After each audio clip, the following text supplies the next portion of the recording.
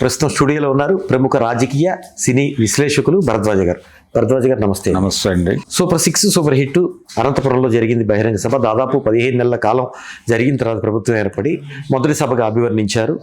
దాని మీద ఒక రివ్యూ చేసుకున్నారు. ఆ సభ మీద మాట్లాడినప్పుడు ముఖ్యమంత్రి నారా చంద్రబాబు నాయుడు రప్ప అంటే ఊరుకోవటానికి ఇక్కడ ఉంది CBN, ఎవరైనా పిచ్చి పిచ్చి వేషాలు వేస్తే తాట తీస్తా అనే మాట, అంటే ఒక మాస్ వార్నింగ్ అయితే ఇచ్చారు. ఎట్లా చూడొచ్చు, మీరేం చెప్తారు? అంటే ఆయన తాట తీయటము రప్పకు తక్కువేం కాదు. అది ఈ రప్ప అనేటువంటిది ఒక సినిమా డైలాగ్ని అడాప్ట్ చేసుకుని ఎవరో ఇద్దరు ముగ్గురు మాట్లాడారు. అది ఎవరో ప్రస్తావిస్తే మాజీ ముఖ్యమంత్రి జగన్ కూడా దాన్ని ఏమిటది అని విని మాట్లాడాడు, కోట్ చేసినట్టుగా. అయితే ఇప్పుడు చంద్రబాబు నాయుడు గారు తాట తీస్తా అనటము దానికి తక్కువ స్థాయి పదమేం కాదు. అంటే మీ అడంజేయి తీస్తే నా పొరచేయి పెడతాను అని చెప్పి పాత రోజుల్లో సామెత ఉంది. అట్లా మాట్లాడుతున్నాడు ఆయన. ఇది సరైన విధానం కాదు. అంటే ఆల్టర్నేటివ్ చూపించడం కాదు.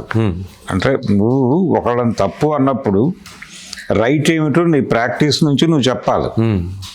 రైట్ ఏమిటో చెప్పే ప్రాక్టీస్లో నువ్వు లేవు అని చెప్పటమే ఈ తాట తీస్తాననే డైలాగు. అంటే ఇక్కడ ఉన్నది CBN అనటంలో కూడా అదే. అంటే మేం చేస్తే మాత్రమే సంసారం అని చెప్పటం. నేను చేసింది మాత్రమే సంసారం అంటే ఊళ్ళో వాళ్ళు చేసేది ఏమిటో చెప్తున్నాడు ఆయన. లేదా కార్యకర్తలను ఉత్తేజపరచడానికి మాస్ లాంగ్వేజ్ వాడారనుకోవచ్చా? కార్యకర్తలను ఉత్తేజపరచటమో మరొకటో ఏం చేయాలనుకున్నా మీరు కావాలంటే మీ ఇండోర్ మీటింగ్స్లో మాట్లాడుకోండి, మీ గదుల్లో మాట్లాడుకోండి, మీ గదిలోకి పిలిచి మాట్లాడుకోండి. అంతే తప్ప మీరు ఒక పబ్లిక్ ప్రోగ్రామ్ పెట్టి కెమెరాలన్నీ అలో చేసే లోపలికి ప్రపంచంతో మాట్లాడుతున్నారు మీరు. మీ కార్యకర్తల మీదుగా, మీ పార్టీ మీదుగా ప్రపంచంతో అనుసంధానమై మాట్లాడుతున్నప్పుడు మీరు నాలుక చేత్తో పట్టుకుని మాట్లాడాల్సిన అవసరం, ఆ రెస్పాన్సిబిలిటీ ఉంటుంది మీకు. అది కోల్పోయి ఆయన ఎవరో లైన్ దాటాడు అని చెబుతూ మీరు లైన్ దాటి మాట్లాడటం ఎలా ఉంటుందంటే, వెనకటికి ఒక కుమారుడు తల్లితో మాట్లాడుతూ ఇలా అన్నాడట. అంటే ఆ తల్లిని తిడతావేమిటి అని చెప్పి తల్లి మీద ఉన్నటువంటి ఒక బూతుని తమ్ముడి మీద వాడాడట. వాడితే ఆ తమ్ముడు తల్లి మీద గొడవ పడుతున్నాడు. ఆవిడొచ్చి పెద్ద కుమారుడు కాళ్ళ మీద పడిపోయేదట, బాబు ఇలాంటి మాటలు మాట్లాడకు దయచేసి. ఆ పరిస్థితి కల్పిస్తున్నాడు చంద్రబాబు నాయుడు ఒక రకంగా. అందుకని అంటే కరెక్షన్, ఆల్టర్నేటివ్ నువ్వు ఏమిటి అనేది చూపించు అంతవరకే. విమర్శ అంటే ఇది ఎలా తయారైందంటే పరిస్థితి, మీ రోజుల్లో మీరు చేసింది ఏమిటి అని. ఇప్పుడు ఎవరైనా ఒక ఇష్యూని రైజ్ చేస్తారు అసెంబ్లీలో, ఈ రోజున నిన్న జరిగిన సంఘటనలో ప్రభుత్వ వైఫల్యం ఉంది అని ఒక ప్రతిపక్ష సభ్యుడు రైజ్ చేస్తాడు ఒక ఇష్యూ. రైజ్ చేసినప్పుడు మీరు అధికారంలో ఉండగా చేసింది ఏమిటి అని కూర్చుంటాడు అవతల మంత్రి గారు. అది కాదు కదా సమాధానం. వారు అధికారంలో ఉండగా ఏం చేశారు అనే దాంతో నీకు ప్రమేయం ఏమిటి? అతను ఆ పార్టీకి చెందినటువంటి సభ్యుడిగా నువ్వు ఎందుకు చూస్తున్నావు? ఒక ప్రశ్న నీ ముందుకు వచ్చింది, అంతవరకే చూడాల్సిన సభ్యుడిగా చూడాలి. సభలో ఒక సభ్యుడు ఒక విషయం ప్రస్తావించాడు, ఆ విషయం గురించి నీ క్లారిఫికేషన్ ఏంటో నువ్వు చెప్పు. నువ్వు అధికారంలో ఉండగా చేసింది ఏమిటి? ఇంతకంటే గొప్పగా ఏమైనా చేసావా అంటే ఇంతకంటే గొప్పగా చేస్తావని కదా నిన్ను తీసుకుంది. నువ్వు కూడా ఇదే చేసావనే చెప్తున్నాడు అతను. చెప్పినప్పుడు నువ్వు దాన్ని యాక్సెప్ట్ అయినా చేయాలి, లేకపోతే మేము ఇంతకంటే బెటర్గా చేస్తామండి అని వినయంగా చెప్పాలి.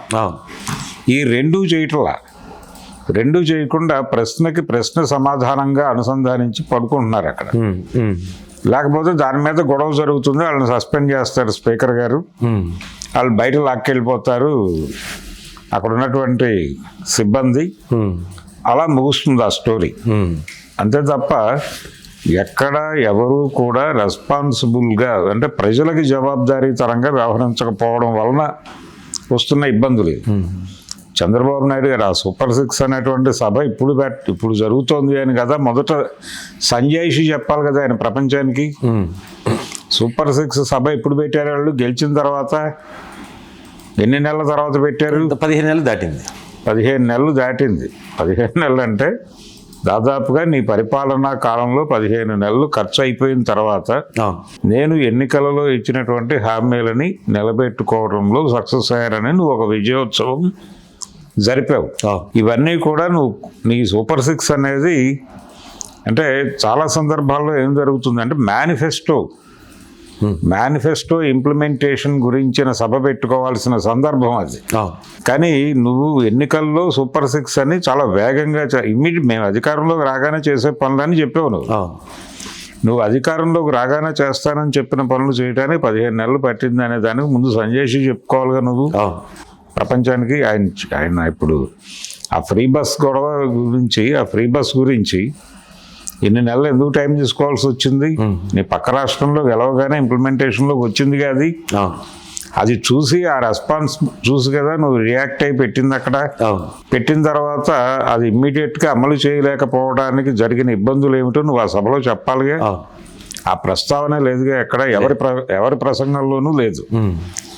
అసలు ఇంతకాలానికైనా మేము చేశాము, ఇది మాత్రమే అభినందించండి అని మాట్లాడటానికి మీకు రైట్ ఎక్కడ ఉంది? మిమ్మల్ని ఎవరు అడగలేదుగా ఇవన్నీ చేయమని. మీరు చేస్తామన్నారు, స్వయం ప్రతిపాదనలు మీరు చేస్తామన్నారు, మిమ్మల్ని ఎవరు అభ్యర్థించలేదు, మీ ఇంటికి వచ్చి కోరలేదు ఎవరు. మేము ఇవి చేస్తాము అని చెప్పారు.